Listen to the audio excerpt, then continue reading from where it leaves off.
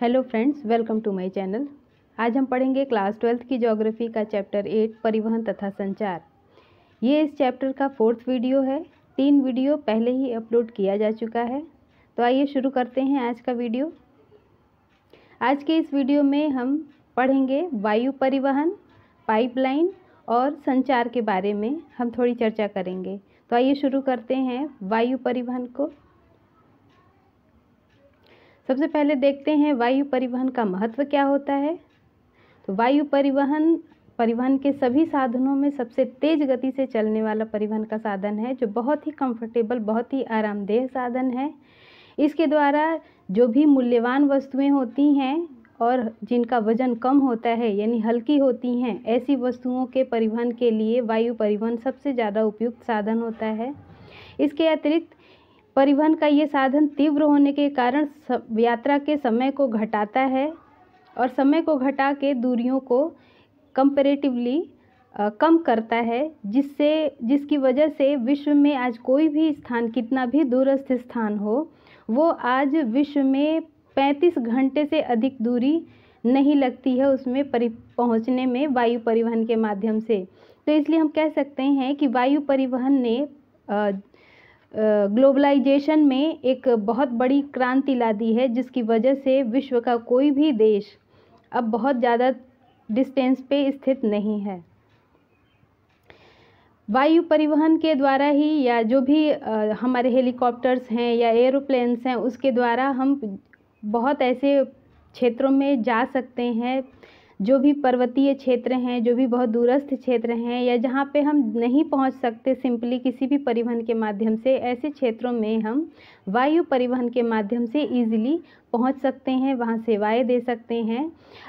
चूँकि इस परिवहन के माध्यम से हम ऐसे दूरस्थ क्षेत्रों में या दुर्गम क्षेत्रों में हम पहुँच सकते हैं, ऐसे क्षेत्रों में भी हम पहुँच सकते हैं जहाँ पे परिवहन के कोई साधन अवेलेबल नहीं है। इसलिए इस परिवहन के साधन का प्रयोग हम तब भी कर सकते हैं जब आपदाएं आती हैं, जब सड़क मार्ग टूट जाता है, जब रेल मार्ग ध्वस्त हो जाता है, तब जो राहत बचाव कार्य किया जाता है वो इसी माध्यम से किया जाता है। जैसे कई बार हमने देखा है कि बाढ़ के समय जब रोड टूट जाती है, रेलवे लाइन टूट जाती है, या भूस्खलन होता है लैंडस्लाइडिंग के कारण, जब ब्लॉकेज हो जाती हैं, उस समय हेलीकॉप्टर के माध्यम से ही हम राहत बचाव कार्य लोगों तक पहुंचा सकते हैं, या लोगों को उस स्थान से, उस आपदा वाले स्थान से हम निकाल कर किसी सेफ जगह हम पहुंचा सकते हैं।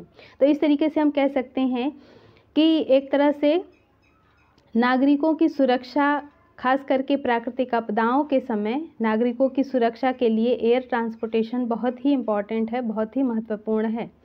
इसके अतिरिक्त जब भी दो देशों के बीच में युद्ध होता है, उस समय जो सामरिक महत्व है इस वायु परिवहन का, वो बहुत ही बढ़ जाता है। उदाहरण के लिए हम देख सकते हैं यूक्रेन पर रूस द्वारा जो भी हमले हुए हैं, वो ज़्यादातर हमले हवाई मार्गों से ही हुए हैं, हवाई मार्गों से ही बम्बार्डिंग हुई है, जिसकी वजह से जो ये वायु परिवहन है इसका सामरिक महत्व बहुत बढ़ जाता है। तो इस तरीके से ये हमारे वायु परिवहन का कुछ महत्व था, इम्पोर्टेंस क्या है उसको हमने चर्चा की। अब देखते हैं पूरे विश्व में जो वायु मार्ग हैं वो कहाँ पे ज़्यादा पाए जाते हैं और कहाँ कम पाए जाते हैं।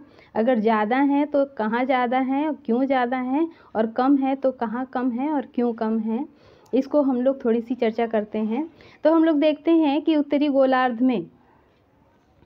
गोलार्ध में ये पूरी पट्टी पाई जाती है, जिसके अंतर्गत वायु परिवहन का सबसे अधिक विकास हुआ है। यानी कि हम देखते हैं उत्तरी गोलार्ध में संयुक्त राज्य अमेरिका के उत्तरी पूर्वी भाग से लेके यूरोप के उत्तरी पश्चिमी भाग और हमारा दक्षिणी जो पूर्वी एशिया है, वहाँ तक वायु परिवहन का विस्तार बहुत अधिक हुआ है। अब इसका विस्तार इसलिए यहाँ पे अधिक हुआ है क्योंकि ये क्षेत्र विकसित क्षेत्र हैं। ये क्षेत्र ऐसे क्षेत्र हैं जहाँ जनसंख्या अधिक है, डिमांड ज़्यादा है। विकसित होने की वजह से यहाँ लोगों के पास जो लोगों का आर्थिक स्तर है वो अच्छा है। अब हम देखते हैं कि पूरे विश्व में जितने भी वायु मार्ग हैं उसका लगभग 60% केवल संयुक्त राज्य अमेरिका के द्वारा ही प्रयोग किया जाता है। पूरे वायु मार्गों से जो भी परिवहन होता है उसका 60% केवल संयुक्त राज्य अमेरिका के द्वारा ही इसका लाभ लिया जाता है। कारण ये है कि संयुक्त राज्य अमेरिका पूरे विश्व में बहुत ही ज़्यादा विकसित देश है, जिसकी वजह से यहाँ आर्थिक स्थिति उसकी बहुत अच्छी है। इसके अतिरिक्त हम देखते हैं कि अफ्रीका हुआ या रूस का जो एशियाई भाग है, रूस का ये जो एशियाई भाग है, अफ्रीका है, दक्षिणी अमेरिका है, ये कुछ ऐसे क्षेत्र हैं जहाँ पे वायु मार्गों का अभाव पाया जाता है। तो अब हम ये चर्चा करते हैं कि यहाँ पे वायु मार्गों का अभाव क्यों होता है। तो जनरली एक हम पैटर्न देखते हैं वायु परिवहन के विकास में कि जितना भी उत्तरी गोलार्ध है वहाँ पे वायु परिवहन का विकास ज़्यादा हुआ है, जबकि दक्षिणी गोलार्ध में स्पेशली 10 डिग्री से 35 डिग्री अक्षांशों के बीच में वायु मार्गों का विकास बहुत ही कम हुआ है। कारण ये है कि यहाँ स्थलखंड बहुत ही लिमिटेड हैं, बहुत ही सीमित हैं। ज़्यादातर जल परिवहन यहाँ विकसित है क्योंकि यहाँ पे जल ज़्यादा भाग में फैला है, स्थल भाग कम है, इसलिए भी यहाँ वायु परिवहन का विकास कम हुआ है। दूसरा, यहाँ जनसंख्या बहुत कम पाई जाती है, चाहे वो दक्षिणी अमेरिका हो या अफ्रीका हो। ऐसे क्षेत्रों में जनसंख्या भी बहुत कम पाई जाती है। जनसंख्या कम है, इसकी वजह से डिमांड कम है और वायु परिवहन का विकास कम होता है। इसके अलावा ये जो दोनों महाद्वीप हैं, दक्षिणी अमेरिका और अफ्रीका, ये दोनों महाद्वीपों का आर्थिक विकास भी बहुत ही कम हुआ है। इसकी वजह से दक्षिणी गोलार्ध में फैले हुए ये दोनों महाद्वीपों में वायु परिवहन का विकास बहुत ही कम हुआ है। इसके कंपैरिजन में अगर हम देखते हैं तो उत्तरी गोलार्ध में वायु मार्गों का विकास बहुत ज़्यादा हुआ है। कारण ये है कि इन वायु मार्गों को विकसित करने के लिए आर्थिक स्तर किसी भी देश का बहुत अच्छा होना चाहिए, क्योंकि वायु मार्गों को विकसित करने के लिए वहाँ जो एयरपोर्ट बनाए जाएंगे या वहाँ पे वायुयानों के लिए जो रोकने के लिए जो स्पेस प्रोवाइड कराया जाता है या वायुयान के लिए जो वायु पट्टियाँ बनती हैं उनमें बहुत खर्च आता है। इसके रख रखाव के लिए, इसके मेंटेनेंस, हमेशा इसको चेक करने के लिए बहुत ज़्यादा पैसे की ज़रूरत होती है और इसमें किराया भी बहुत ज़्यादा लगता है। इसकी वजह से उत्तरी गोलार्ध में जो भी विकसित क्षेत्र हैं, खास करके संयुक्त राज्य अमेरिका है, यूरोप है, ऐसे क्षेत्रों में या दक्षिणी पूर्वी जो एशिया है, सिंगापुर वगैरह, ये इनकी आर्थिक स्थिति बहुत अच्छी है। स्थलखंड उत्तरी गोलार्ध में बहुत ज़्यादा पाए जाते हैं और उत्तरी गोलार्ध में जितने देश हैं लगभग सबकी जो अवस्थापनात्मक सुविधाएं हैं, इंफ्रास्ट्रक्चर है, वो अच्छे से डेवलप है, जिसकी वजह से उत्तरी गोलार्ध में अपेक्षाकृत वायु मार्गों का विकास ज़्यादा हुआ है और दक्षिणी गोलार्ध में लिमिटेड जो डेवलपमेंट है होने की वजह से दक्षिणी गोलार्ध में वायु मार्गों का विकास बहुत ही कम हुआ है। अब आइए देखते हैं पाइपलाइन परिवहन। तो पाइपलाइन परिवहन का हम यहाँ पे जाल देखते हैं। विश्व में पाइपलाइन का जाल कितना फैला हुआ है, जिसमें खास करके यूरोप और संयुक्त राज्य अमेरिका में इसका जाल बहुत ही ज़्यादा विकसित है। संयुक्त राज्य अमेरिका में जो तेल उत्पादक क्षेत्र हैं, वहाँ से जो उपभोक्ता क्षेत्र हैं, ऐसे क्षेत्रों में पाइपलाइनें बिछाई गई हैं और वो इतनी सघन पाइपलाइन है क्योंकि यहाँ पे तेल का परिवहन बहुत ज़्यादा होता है, इसलिए बहुत ही सघन पाइपलाइन पाई जाती है। इसके अलावा हम देखते हैं यूरोप का जो क्षेत्र है या मध्य एशिया का क्षेत्र है, मध्य एशिया के क्षेत्र से यूरोप के क्षेत्र में भी पाइपलाइन बहुत ज़्यादा ही विकसित पाई जाती है इस क्षेत्र में। तो ये क्षेत्र, चूँकि मध्य एशिया का जो क्षेत्र है ये पूरा वो तेल उत्पादक क्षेत्र है, जिसकी वजह से यहाँ पे पाइपलाइन का बहुत सघन जाल पाया जाता है। एक पाइपलाइन है जिसका नाम है बिग इंच, जो यहाँ पे मैप में दिखाया गया है। बिग इंच पाइपलाइन, ये क्षेत्र जो कि मैक्सिको की खाड़ी, ये यहाँ पे मैक्सिको की खाड़ी हम देखते हैं। मैक्सिको की खाड़ी से और उत्तरी भाग में जो तेल क्षेत्र है, उत्तरी भाग में जो भी क्षेत्र है वहाँ तक ये बिग इंच पाइपलाइन तेल ले जाने का काम करती है। इसके अतिरिक्त पाइपलाइन के माध्यम से जल का परिवहन या जो दुग्ध उत्पादक क्षेत्र हैं वहाँ से दूध का परिवहन किया जाता है। इसके अतिरिक्त प्राकृतिक गैस का परिवहन होता है। कई स्थानों पे खास करके जो यूरोप वाला क्षेत्र है, वहाँ पे कोयले को लिक्विड फॉर्म में चेंज करके, स्लरी फॉर्म में चेंज करके और पाइपलाइन के माध्यम से उसका भी परिवहन किया जाता है। तो इस तरीके से हम देखते हैं कि पाइपलाइन का यूज़ बहुत ज़्यादा होता है। खास करके जो ऐसे क्षेत्र हैं, ऐसे क्षेत्रों में पाइपलाइन का ज़्यादा यूज़ किया जाता है लिक्विड पदार्थों के परिवहन के लिए। मध्य एशिया से जो भी तेल क्षेत्र हैं, वहाँ से विभिन्न क्षेत्रों में, चाहे वो यूरोप का क्षेत्र हो या दक्षिणी और दक्षिणी पूर्वी एशिया का क्षेत्र हो, वहाँ तक पूरी पाइपलाइन गई है। मैप में हम देख सकते हैं कि किस तरीके से पाइपलाइन का पूरा जाल फैला हुआ है, इसके माध्यम से तेल का परिवहन किया जाता है। इसके अलावा ईरान पाकिस्तान होते हुए भारत में जो तेल का एक अंतर्राष्ट्रीय तेल पाइपलाइन बिछ रही है, वो आई थिंक इन फ्यूचर सबसे लंबी पाइपलाइन होगी विश्व की। अब आइए देखते हैं संचार के बारे में। तो यहाँ एक छोटा सा इतिहास दिया गया है संचार का, कि किस तरीके से संचार के जो विभिन्न साधन थे वो किस तरीके से चेंज हुए हैं। तो हम देख सकते हैं कि सन 1400 में प्रिंटिंग प्रेस से कोई भी मटेरियल प्रिंट करके और न्यूज़पेपर्स के माध्यम से लोगों तक पहुंचाया जाता था, जो संचार का एकमात्र साधन था। उसके बाद 1800 ईस्वी में टाइपराइटर का विकास हुआ। ये हम पिक्चर देख सकते हैं, टाइपराइटर। धीरे धीरे करके टेलीग्राफ का विकास हुआ। टेलीग्राफ के माध्यम से हम सूचनाओं को डिकोडिंग करके, इनकोडिंग करके हम सूचनाओं को दूसरे तक पहुंचाते थे, और कुछ कोड थे, उन कोड के माध्यम से जो रिसीवर था वो सूचनाओं को डिकोड करता था और सूचना प्राप्त कर लेता था। उसके बाद से इन तीनों माध्यम से, तो लिखित माध्यम से ही जो भी सूचनाएं थीं वो प्रेषित की जाती थीं। लेकिन बाद में ज़रूरत ये महसूस हुई कि जो हमारी वॉइस है वो डिकोड होके या इनकोड होके कैसे भी दूसरे रिसीवर तक पहुँचे, तब टेलीफोन का आविष्कार हुआ। हम देख सकते हैं तब 1876 के आसपास में टेलीफ़ोन का आविष्कार हुआ। टेलीफ़ोन में भी पहले टेलीफ़ोन का मॉडल कुछ और था, बाद में वायर वाले टेलीफ़ोन आए जिसमें लंबे लंबे वायर थे। अब सेल फ़ोन आने लगा है जो विदाउट वायर काम करता है, जो भी सैटेलाइट कम्युनिकेशन होता है उसके थ्रू सेल फ़ोन हमारे काम करते हैं। उसके बाद हम देखते हैं संचार का अगला साधन आया 1896 में रेडियो एक संचार का जो साधन था वो आया, जिसके माध्यम से देश विदेश की जो सूचनाएं हैं वो लोगों तक पहुंचाई जाती थीं।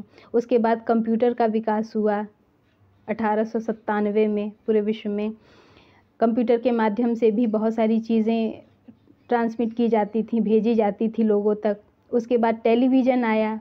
ज़रूरत ये महसूस हुई कि चूँकि रेडियो से केवल सुनने वाली समाचार ही मतलब हम लोग सुन सकते हैं, तो ज़रूरत हुई कि दृश्य श्रव्य माध्यम से, यानी कि ऑडियो विजुअल माध्यम से न्यूज़ को पहुंचाया जाए। तब टेलीविज़न का आविष्कार हुआ, तब टेलीविज़न आया प्रचलन में। तो इससे हम लोग सूचनाओं को देख भी सकते थे, किसी चीज़ को देख सकते थे और सुन सकते थे।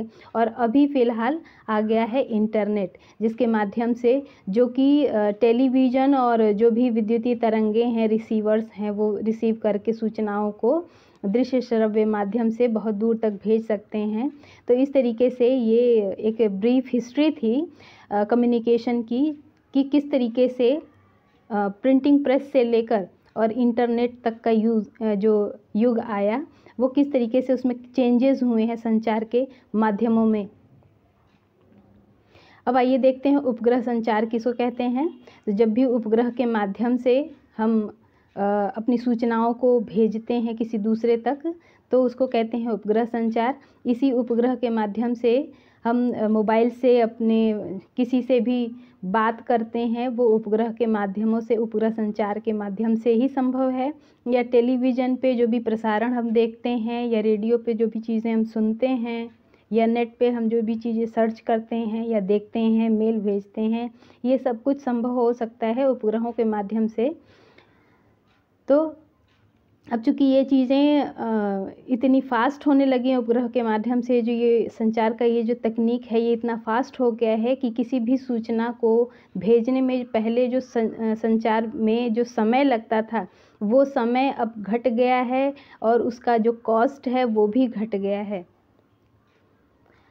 अब ये जो उपग्रह होते हैं इनको हम पृथ्वी की कक्षा में सफलतापूर्वक जो वैज्ञानिक हैं या जो भी स्पेस सेंटर्स हैं वहाँ से भेजे जाते हैं और ये उपग्रह जाके पृथ्वी की कक्षा में स्थापित हो जाते हैं और वहाँ से पृथ्वी से सूचनाएं लेते हैं और दूसरी जगह पे ये सूचनाओं को दूरस्थ क्षेत्रों में भेजते हैं। इस तरीके से हम उपग्रह संचार के माध्यम से किसी भी दूरस्थ क्षेत्र को जोड़ सकते हैं। यहाँ पे पिक्चर में दिखाया गया है कि किस तरीके से उपग्रह संचार काम करता है। तो कोई भी सूचना जो एक जगह से भेजी जाती है वो उपग्रहों के माध्यम से दूसरे क्षेत्रों में रिफ्लेक्ट की जाती है।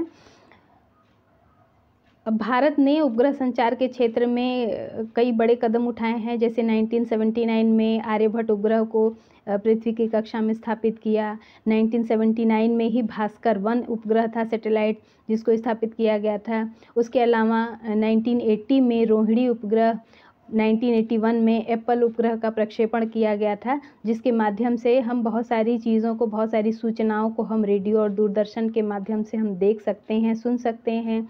इन्हीं उपग्रहों के माध्यम से जो इमेजरी हमको मिलती है उन इमेजरी से हम किसी भी तरीके के मौसम की भविष्यवाणी कर सकते हैं। कोई चक्रवात अगर आ रहा है, भारत की तरफ बढ़ रहा है, तो वो कितने दिन में आएगा, क्या उसकी स्पीड क्या है, ये सब की जानकारी हमको उपग्रह के माध्यम से ही मिलती है। तो इस तरीके से आज भी जो आपदा का प्रबंधन हम करते हैं, आप कोई भी आपदा कब आने वाली है उसकी जो एक फोरकास्टिंग करते हैं, एक भविष्यवाणी करते हैं, वो इसी उपग्रह संचार के माध्यम से ही संभव हो पाया है। और इसी वजह से ये उपग्रह संचार आज हमारे लिए एक वरदान साबित हो गया है इन आपदाओं के या मौसम की भविष्यवाणी करने में।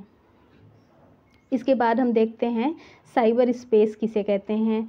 साइबर स्पेस, जिस तरीके से साइबर कैफ़े में हम जाते हैं, नेट यूज़ करते हैं, उसी तो वो एक कमरा, एक अपार्टमेंट होता है जिसमें हम नेट यूज़ करते हैं। उसी तरीके से हमारे आसपास का जो पूरा क्षेत्र है, पूरा स्पेस है, वो उन्हीं विद्युतीय तरंगों से घिरा हुआ है जिनके माध्यम से हम सूचनाओं को प्रेषित करते हैं। तो हम कह सकते हैं सिंपल वे में कि साइबर स्पेस विद्युतीय कंप्यूटरीकृत स्पेस की दुनिया है। ये कंप्यूटरीकृत स्पेस यानी कि डिजिटल कंप्यूटरीकृत का मतलब कंप्यूटर से नहीं बल्कि डिजिटल, यानी कि ऐसा स्पेस, ऐसा एक जगह, ऐसी दुनिया जिसमें हम लोग रह रहे हैं और उसमें विद्युतीय तरंगें आसपास पूरी बिछी हुई हैं, पूरा उनका एक जाल बिछा हुआ है जिसके माध्यम से हम सूचनाएं प्रेषित करते हैं। इसी जो तरंगें हैं इनके जाल को ही हम वर्ल्ड वाइड वेब के नाम से भी जानते हैं, यानी कि पूरे विश्व में इस जो विद्युतीय तरंगों का जाल है वो पूरा घिरा हुआ है, जिसको हम साइबर स्पेस के नाम से जानते हैं। इसे ही हम सिंपल लैंग्वेज में इंटरनेट कहते हैं, यानी दो लोगों के बीच में, दो देशों के बीच में, दो क्षेत्रों के बीच में जो जाल बिछा हुआ है इंटरनेट, उसी को हम इंटरनेट या साइबर स्पेस कहते हैं। यानी कि ऐसा स्पेस जहाँ पे विद्युतीय तरंगें हमारे आसपास अवेलेबल होती हैं, जिसके माध्यम से हम संचार कर सकते हैं, हम डिजिटल फॉर्म में सूचनाओं को भेज सकते हैं, प्रेषित कर सकते हैं। अब ये जो सूचनाएं भेजी जाती हैं डिजिटल फॉर्म में, ये हमारे बिना मूवमेंट के भी ये सूचनाएं सेकंडों में दूसरे व्यक्ति तक या दूसरे क्षेत्र तक पहुंच सकती हैं, चाहे वो व्यक्ति कोई भारत में बैठा हो या अमेरिका में बैठा हो। ये जो इंटरनेट है ये हर जगह विद्यमान होता है, ये तरंगें हर जगह विद्यमान होती हैं, चाहे वो ऑफिस हो, स्कूल हो, कॉलेज हो, हॉस्पिटल्स हो, या कोई उड़ता हुआ जहाज हो, पानी पे चलता हुआ नाव हो, हर जगह ये अवेलेबल है साइबर स्पेस या इंटरनेट जिसको हम कह सकते हैं। अब चूंकि इसका विकास बहुत तेज़ी से हुआ है, जिसकी वजह से जो हमारा डेवलपमेंट है इस क्षेत्र में, खास करके डिजिटल क्षेत्र में, वो बहुत ज़्यादा हुआ है। खास करके हम देख सकते हैं कि इंटरनेट यूज़र्स की संख्या बहुत तेज़ी से बढ़ी है। जहां 1995 में केवल 5 करोड़ लोग थे जो इंटरनेट यूज़ करते थे, 2010 में यानी कि 15 साल में ही ये संख्या बढ़ के 200 करोड़ हो गई है। तो हम देख सकते हैं कि इसका कितनी तेज़ी से विकास हुआ है। प्रारंभ में हम जब इंटरनेट का विकास शुरू हुआ, इंटरनेट के यूज़ शुरू हुआ था, उस समय हम देखते थे कि विकसित देशों में, खास करके अमेरिका में, यूरोप जैसे जो विकसित देश हैं, ऐसे क्षेत्रों में इंटरनेट यूज़र्स की संख्या ज़्यादा थी। लेकिन अब विकासशील देशों में भी इनकी संख्या बढ़ गई है। खास करके जब से कोरोना काल शुरू हुआ है, तब से, जब ई लर्निंग शुरू हुआ है, तब से इंटरनेट का जो यूज़ है वो बहुत ज़्यादा इंडिया में खास करके बढ़ गया है, जिसकी वजह से जो यूज़र्स की संख्या है वो और भी ज़्यादा बढ़ गई है। इसी इंटरनेट की वजह से, इसी साइबर स्पेस की वजह से जो हमारी समाज आर्थिक क्रियाकलाप हैं, जो हम लोग फिज़िकली मैनुअली करते थे, अब उस क्रियाकलापों में थोड़ा चेंज आया है। हम बिना मूवमेंट के ये सारे कार्यकलाप कर सकते हैं। जैसे ईमेल, किसी को मैसेज भेजना है तो बिना चिट्ठी लिखे हम ईमेल करके सीधे सेकेंडों में अपने सूचनाओं को पहुंचा सकते हैं। ई कॉमर्स कर सकते हैं, यानी कि घर बैठे हम व्यापार कर सकते हैं। ई लर्निंग, बिना स्कूल गए हम मोबाइल के माध्यम से हम पढ़ाई कर सकते हैं। ई मार्केटिंग, जैसे अमेज़न है, फ्लिपकार्ट है, इनसे हम शॉपिंग भी कर सकते हैं घर बैठे बिना मार्केट गए। ई गवर्नेंस, हम मोबाइल के माध्यम से ही, नेट के माध्यम, साइबर स्पेस के माध्यम से ही हम सरकार भी चला सकते हैं। जैसे कहीं टूट फूट हुई है सड़कों की, तो हम वहां जाके नहीं देखते हैं, बल्कि जैसे कोई सरकार नंबर प्रोवाइड कराती है और कहती है कि फ़ोटो खींच के आप उस पर डाल दीजिए और प्लेस कहाँ का है वो डाल दीजिए, हम आके वहाँ सड़क को तुरंत ठीक करा देंगे। तो ये ई गवर्नेंस का ही एक एग्जाम्पल है। इसके अलावा ई बैंकिंग है, हम पैसे का लेन देन भी कैश में ना करके हम नेट के माध्यम से ही हम लेन देन करके सामान खरीद सकते हैं। तो इस तरीके से विदाउट इंटरनेट के ये सब चीज़ें संभव नहीं थी। हम बिना फिज़िकली मूव किए हम ये सब चीज़ें नहीं कर सकते थे, और इंटरनेट के यूज़ के कारण ही ये सब चीज़ें संभव हो पाई हैं। इस तरीके से हम देखते हैं कि अब बहुत सारी जो समस्याएं हैं इंडिया में, जैसे नगर नियोजन की, जो एक नगर नियोजन है, या पर्यावरण प्रदूषण है, इसको किस तरीके से हम प्रदूषण को कंट्रोल कर सकते हैं। पेड़ पौधों का जो कटाव हो रहा है, वनों का कटाव हो रहा है, उसको हम कैसे नियंत्रित कर सकते हैं, या जो भी आपदाएं आती हैं उनको हम कैसे नियंत्रित कर सकते हैं। इसमें भी इंटरनेट एक समाधान के रूप में सामने आ रहा है। इस इंटरनेट के माध्यम से ही हम ये सब चीज़ें भी सॉल्व कर रहे हैं। तो इस तरीके से हम देख सकते हैं कि इंटरनेट का हमारे डेली लाइफ में कितना ज़्यादा अब यूज़ होने लगा है, इस साइबर स्पेस का कितना ज़्यादा यूज़ होने लगा है। तो ये सब चीज़ें थी संचार, इस साइबर स्पेस के कारण ही जो सूचना का, जो संचार का जो क्रांति हुआ, उसमें बहुत ही ज़्यादा एक ड्रास्टिक चेंज आया है, जिसकी वजह से हम घर बैठे अब हर काम कर सकते हैं, कहीं हमको जाने की ज़रूरत नहीं पड़ती है। तो इस तरीके से हमारा ये चैप्टर यहीं ख़त्म हो जाता है। वीडियो आपको पसंद आए तो इसको लाइक ज़रूर करिएगा, चैनल को सब्सक्राइब करें। Thank you.